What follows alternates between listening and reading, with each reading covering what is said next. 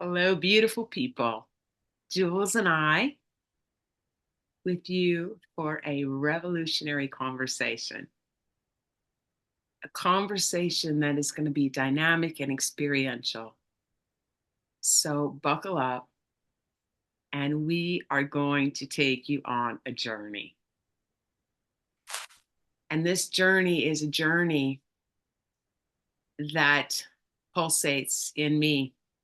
And I think it really is what brings alive the meaning and value that comes from my soul.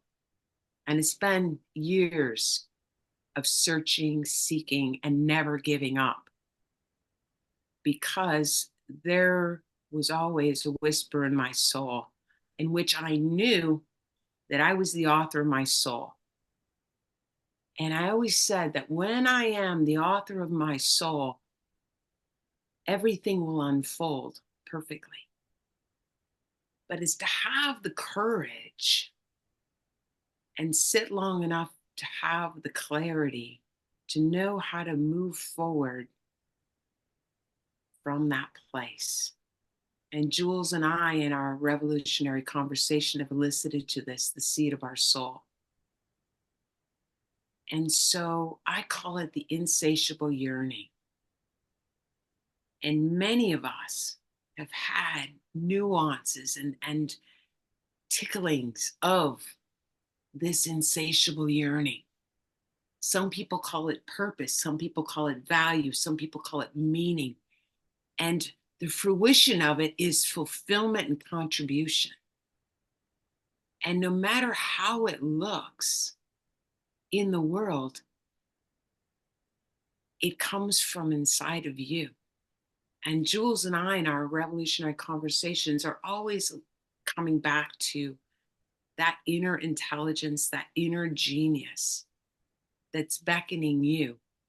And as stewards and artists and support mentors of that, we're going to have a discussion today about that insatiable yearning in you because we want to bring it alive and have you bring that forth. However it looks, there's an open invitation. And so I extend that invitation, Jules, to have you share that insatiable yearning that burns inside of you. Oh, I feel that as you say that, it's like, oh, something's going to come through that doesn't usually come through, and I'm surrendering into that divine experience of just letting it come through. Uh, the power of letting our internal medicine, our golden truth, come alive in the world. It's sounds wonderful. I'd love to say it's easy, but it permeates through uh, experience after experience after experience of being challenged and holding space and surrendering and knowing when to surrender and knowing when to stay strong and knowing surrendering isn't giving up and listening to the whispers and knowing which whispers are from your soul and which whispers are coming from a fearful place, from a place that's trying to protect you or keep you safe. And it's really interesting. Janelle and I were deciding how or what to converse about that's the most potent and naturally what wants to come through. And we talked about this power of giving. And as I was preparing for this conversation today, making sure I was completely open to that experience, I remembered this moment in my life when I, just playfully, generously gave, pay it forward, see somebody in need, share in the most like playful and easygoing way. And just seeing the repercussions of that. And for one situation, it feels important to mention. For one situation, it was a friend of mine who I knew was in a really tough place and she was struggling. And so I knew that I wanted to do something to help her, but I didn't want to fix it. I didn't want to solve it. And I also knew that she wouldn't necessarily accept money from me. But I knew that if I gave something, so I bought $100 gift certificate for a grocery store. Um, and I just put it in her mailbox. And I never told her it was me. I knew that would throw off the balance. She would feel that there was no obligation or a payback necessary or whatever. And I knew that there could be absolutely no attachment to it. I wanted to leave the magic alive. And it was a couple of days later when I reached out to check in with her, and she said, it's like everything's shifting all of a sudden. Like somebody bought me this $100 like gift card for the grocery store, and then at the same time, that same day, this other magical thing happened to her, and you could just feel the fortuitous like comings alive of hope was there in her. And I was like, oh my gosh, that's so amazing. And I remember feeling in my body how great it felt for me to be able to offer that. And it kind of felt like it was selfish in a certain way because I was really gaining so much from it. It kind of felt like a secret that I was keeping, even though I knew it was not a bad secret because I knew that I couldn't tell her. But it really just fed me. And just this morning, as we were preparing for this conversation, that just recalling that made me cry because I haven't been in that space of feeling that generous and that open and that free. And in that experience, I was able to tune into these walls that I put down during COVID. Because during COVID, for me, it was a time specifically where it felt like my curiosity wasn't allowed. I wasn't I wasn't allowed to hug people. And that's like one of my superpowers. My smile, you couldn't even see my smile because there was a mask in front of it. Right. and and I just felt like because of some of the decisions that I made, I wasn't able to fully be myself and speak my truth. And so there were walls that went down, and it's like they caught my attention this morning, and I was able to reclaim them, and I was able to honor them and love them for all the work they did trying to protect me as best they could, but to tell them that I needed them and that I would love to reclaim that energy they're holding on to so that we can do something more, so we could contribute more in a way that's best fitting for where I'm at now. And so what you were saying there earlier about that, like reclaiming of that energy of being, of that purpose, our value, so much of it is about contribution. And when we don't feel like we can contribute in the world, we feel like we're missing some of our value and purpose. Right. And isolation was a big one for all of us during COVID. And I think like a lot of switches we have, in our settings, we forget to switch that back. That wow, the truth is we all need each other. And so in that great way, you were a catalyst to open it up and go, wait a second, I need you and you might need me. It's an invitation, it's an offer.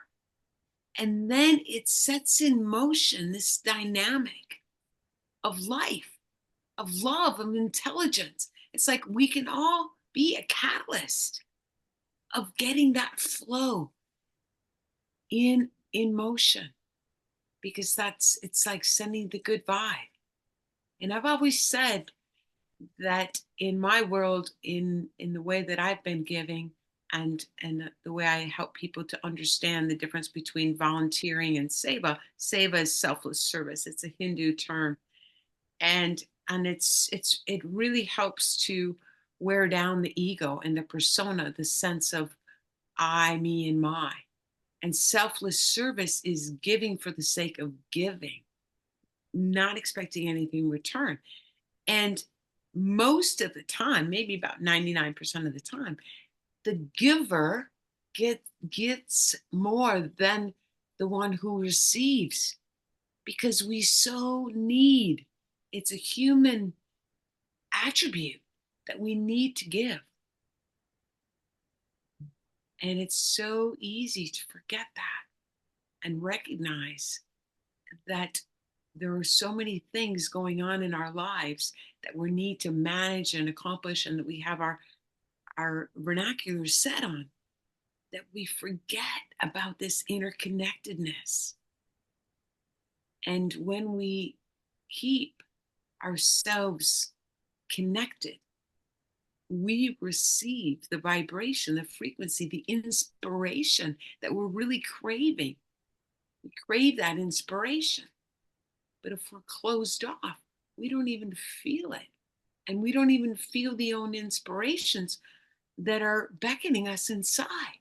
So the first thing, of course, it's like having curiosity or the desire to want to see with new lenses. How can I possibly see what I haven't seen before? Many of us have waken up day after day and seemingly see the same thing. And so then we start living the same life and it becomes bland and stagnant and we don't feel inspired and we don't feel that sense of purpose. So the motivation, there's no juice there. But we have to do it because we got to pay the bills and people are expecting us. But that desire isn't coming from the place where our power lives. There's an infinite reservoir inside of each of us. And so purpose and meaning and value open that up so that we can access our power and our inspiration and our genius. So really, maybe the most important thing for everything you do, either it's what you do or the way we do what we do, is having that sense of purpose. I matter, and people actually need what I have to contribute. I think if we do anything in our lives, we need to discover and keep rediscovering our purpose. It opens everything Mm. up and it You know, creates. Go ahead. no, I just had this visual. Those who know me know, like, all of a sudden the imagination opens up. I was like, whoa, you got it. So I didn't mean to cut you off there, Janelle, but I know it'll play in, and we'll keep playing off each other because we always do so well. Um, when you said that, it's like we need to open up. It's like our pores, like opening our pores. It's like everything needs to be exfoliated. We need to be able to breathe through our pores. It's like we're being smothered with other people's beliefs, with society's rules, with things that are not our own way, but the way that we thought we had to be, or we thought they were our own way because that was what the programming told us. And we've kind of got everything's clogged and it can't breathe. There's no room for the give and the take and the giving and receiving. It's like the flow stopped.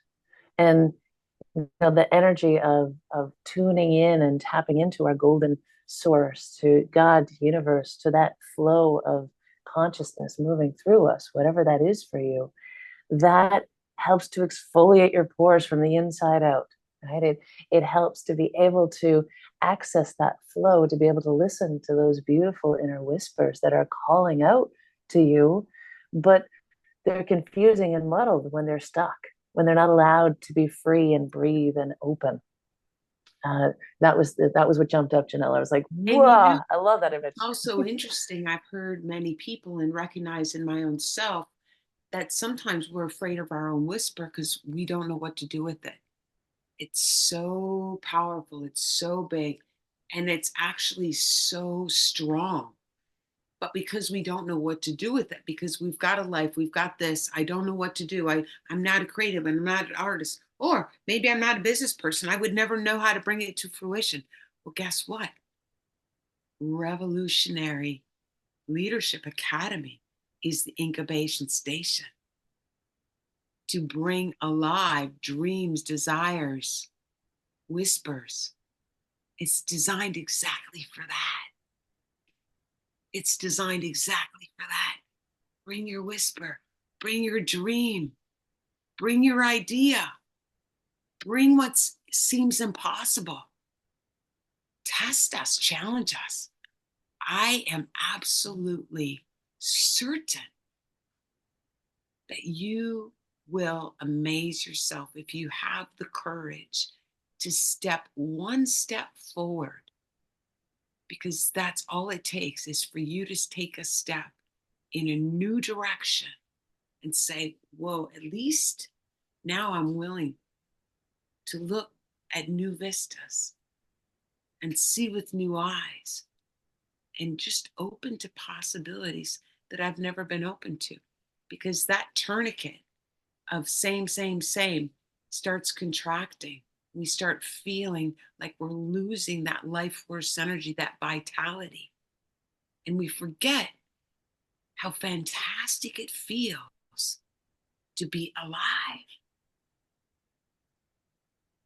A client of mine a couple years ago said, Janel, you know what? I need more life in my life. Ooh, that's potent. That's poignant. That's powerful. But the moment you know and you give words to and you recognize, you've actually gotten out of your way.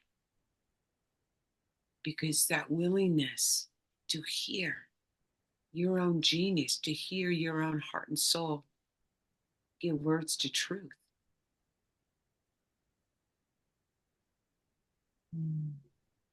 And that aliveness, when you say that, as we become alive, as the members of leadership, the Revolutionary Leadership Academy, work together, each and every individual cultivating their own gold. And it's the cultivation because it's already there. But as we unearth it, as we continue to let it reveal itself, because that's where we put our attention, it's those golden bricks, those make up the foundation moving forward. And that's what the world needs. We each need that from one another. And when we work together as a community, when we start to recognize, like you'd said earlier, Janelle, it's like, I don't know what to do with this idea. I'm not a businesswoman. It's like, yeah, but what is your unique gift? What's coming through you? And when you honor that, and you honor all of these other people around you, together we have all of the gifts. We have everything we could possibly need and more to create this new world that is already creating itself, but that we do it through our own evolution of ourselves together. Right. And it reminds me too, Jules, because that collective energy of having people in resonance and this safe, sweet space where we're all here for a really important purpose, important reason, to feed and fuel and foster dreams and desires that come from within. So we're all doing the same thing in our unique way. And so there are all these unique talents, gifts, and energy signatures, but there's a great chance that are all going to resonate. And I remember a couple years ago, right after COVID, there was this unique band that came to play locally. And how many people in the band? 12. Never seen such a large band. So there were all these instruments. And it was just such a glorious event of both energy, talent, creativity, and aliveness. And it made me think of that, because that's what happens when we come into a collective container with an intention and with openness, possibility. We create new music. We open new possibilities. And that brings me back to the dance floor. So once we've got beautiful symphonies and harmonies and connections, it's, I love that you brought it to music, Janelle, because when you jam, whether you're a singer, whether you're just been handed the tambourine and don't know what to do with it, right? Or you're an amazing guitar player. When you're in that free-flowing state of going, okay, there's no rules here. We can just make music. The most amazing songs that I've heard are like jams, and not even songs I've heard. I shouldn't say that. The most amazing experiences that I've been a part of are when a whole room full of people just decide to make sounds together. And the feel of it, anybody who's been in a jam, I know you can feel this. You can feel it by being present for a jam because your energy is jamming, whether you realize it or not. But And nobody there's has a expectations. feel. So there's such Mm, freedom no. and an inclusion and an aliveness that that is bouncing off of the other people, right? So we feed and are Yes. fueled by other people's freedom and creativity Yes. because And it nobody really rebounds. knows where it's coming from. No, but it's flowing through and you're not stopping it from flowing through. And for days afterwards, people are talking about that jam. Like, oh my gosh, that jam. Like my body's still buzzing. I still remember exactly where I was sitting last year during that jam. Like it's memorable. It's impactful. It it keeps the living moving through you. And That's the that's sort of energy we're talking and about. once you have that memory in you, the self wants more of it. And that brings it back to that insatiable yearning, that Mm. insatiable yearning. And sometimes it does take, um, you know, feeling the isolation, the darkness, the aloneness, the recognition that, whoa, you know what? I've got this, I've got this, I've got all the money, I've got a couple houses, my children are doing great, they're this, I'm successful at my job, but I'm not fulfilled. I don't feel the juice. And so to sit in that, sometimes we got to be with that sadness, that despair, that going, whoa, there's obviously an ingredient missing. Because a lot of times it's that one ingredient that affects all the ingredients. But without it, everything's bland and it doesn't give vibrancy and vitality and inspiration. And a lot of times, if you've checked those boxes, you feel like, gosh, I'm really supposed to be like happy and fulfilled and like exuberant. And the truth is, I'm not. So it's even hard to admit to ourselves, like, that's not it, right? You Mhm. think you found it. And I remember one afternoon in the winter when I had it all going on. I had my own business that was thriving. I was at the world class level of competing, getting ready for the world championships, and lots of friends, and I enjoyed it while I was doing it. But I come home to myself and feel an emptiness and a darkness. Something was missing. I didn't know what it was. And so I was on my bike indoors because it was the winter.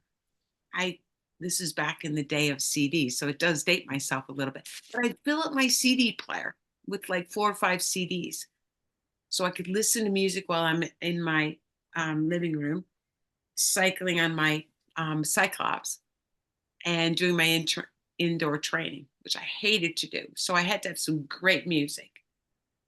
And I remember just going, man, this just sucks. There's nothing I really want to do.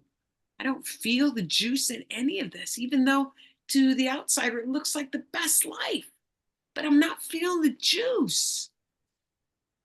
It's like, where's the next ounce of inspirational oxygen? Couldn't find it. So it was like, ugh, I hate this. But yet, to my mind, it didn't make any sense. It's like, you got it all. And so I start warming up on my bike, and here comes the music. And the second song was this song, you, you get what you give. The New Radicals have this rock and roll song, you get what you give. And I was distraught and in that despair that actually there was a crack in me that was open that could hear those lyrics. They were answering my dilemma. Janelle, you're self-absorbed. You've got it all because you're self-absorbed. You're satiated in yourself, and now you're so isolated that you're not connected to what brings you alive. And in that moment, I knew the reason I was feeling depressed and down because I was all about Janelle. And so I said, that's exactly it. I need to go volunteer. I need to go give. And so that's what I started to do. And I began to volunteer. I began to give. I began to pay it forward. I began to pay attention to other people's smile. Started to give and be generous. And that's the last time I was depressed. And now I know what the greatest cure is. We must remember to remember that we're interconnected and we need that juice, that vitality of giving and getting, because in the giving, we get what we can't do without. Thank you. Thank you so much for sharing that story. I know for everyone who's listening, the impact of that, and we've all been in that in some way, shape, or form. Just feel how that resonates inside of you. This is a great opportunity to just notice that, that part of you who's been there, who's felt that, and who's felt the, excitement of being generous, or that like completely reprieve inside of body, and self-absorbed, and literally like self-absorbed, like there's no room for anything else to come in or out of that permeable membrane. It's impermeable. It's just full of you, and there's nothing that can get through.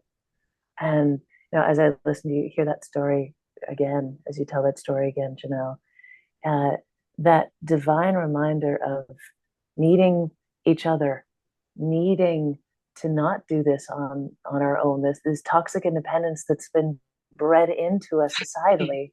Yes. Yeah, right? Yeah, it's Everybody become strives toxic. to be self-sustaining and self-reliant. And there you are, setting yourself away from really desire and need, and that gives you fulfillment and joy and happiness. Yes, and that it makes you feel alive. And I know that you had sent me something in the past about this man who had done this experiment where he, David White, did this experiment where he would ask for help every day for a certain period of time. And it was experiment, and how great he felt asking for help, how uncomfortable it was at first, but he knew its importance. But how it got more comfortable, but the joy that he saw it bring others by being able to help him. Yeah. Right. So for him, it was a receiving experiment. Yes. He could just as much do a giving experiment.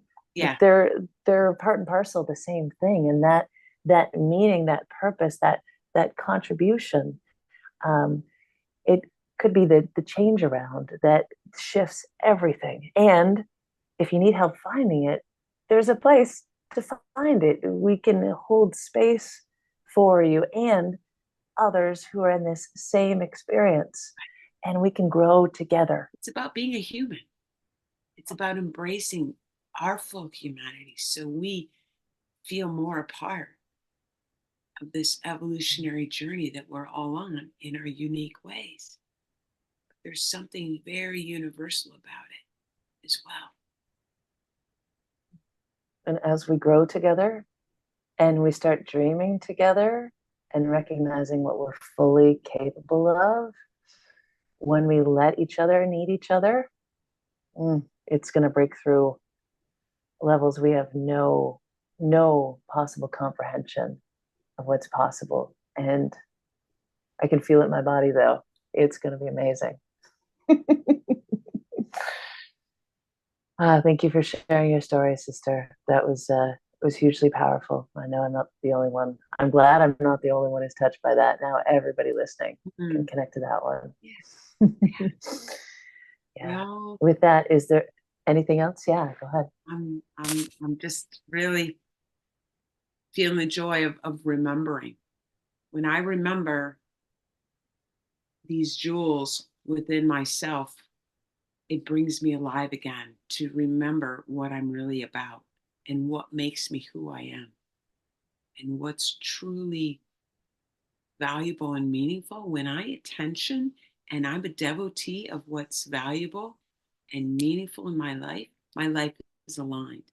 I attract the goodness and the greatness that is rewarding and fulfilling. And many people in life have that turn the other way around. So it's constantly a reminder. And a reminder that we can shift that all it takes is our awareness, our attention, our intention, Our our orientation. investment, yes, of our reorientation back into our golden selves. Mm. Well, I invite everyone, it's the perfect time to invite everyone who has been touched by this conversation. If there's anything you'd like to share about your experience, any questions that you have for us, or even any topic that you would love, like after hearing this conversation, that you have been deeply moved to go, oh, I love to hear them talk about that. This is your invitation. So if you're hearing this and it's landing in you, we're speaking to you. And if you want to Yeah, know we'd love more to. about the Revolutionary Academy program, which is going to be launching in November 2024, um, we'd love to have you on our dance floor. It will be a dance Yes. like no other. So, Mm. Yeah, I love that we end on a dance every time. My body just loves, loves, loves, loves the music, the jam, the dance, the connections through the dance floor, and all of the amazing people that we can already feel. Janelle and I have been talking about this. Can feel all of you being pulled to this just on the outskirts because the dance floor is just opening up. But we'd love to see you there. So much love to all of you. Please reach out. You know where wonderful. we are. Yes. Thank you.